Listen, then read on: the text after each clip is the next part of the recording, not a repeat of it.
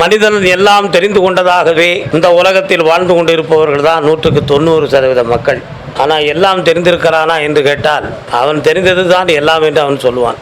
ஆனால் தெரிய வேண்டியது தான் இந்த உலகத்தில் மலிந்து கிடக்கும் செய்திகள், மலிந்து கிடக்கிற பொருள்கள், கருத்துக்கள், விஷயங்கள் எல்லாமே.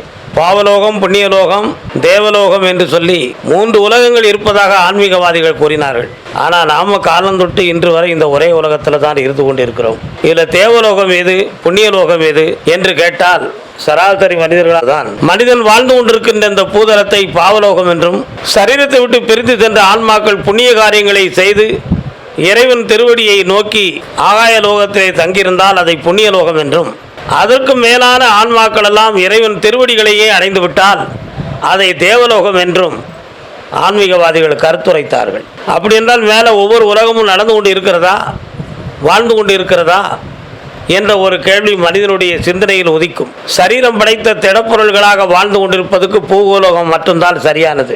இதே பூலோகத்தில் இருக்கக்கூடிய மனிதன் சந்திரலோகத்துக்கு சென்றால் கால் மிதிப்பதற்காக பூமி இருந்தால் மட்டும்தான் மிதிக்கப் போகிறான். இல்லை என்றால் ஆகாயத்திலே பறந்து செல்வது போல நிலை இருந்ததாக விஞ்ஞானிகள் கூட நமக்கு சொன்ன கருத்துக்கள் பல உண்டு.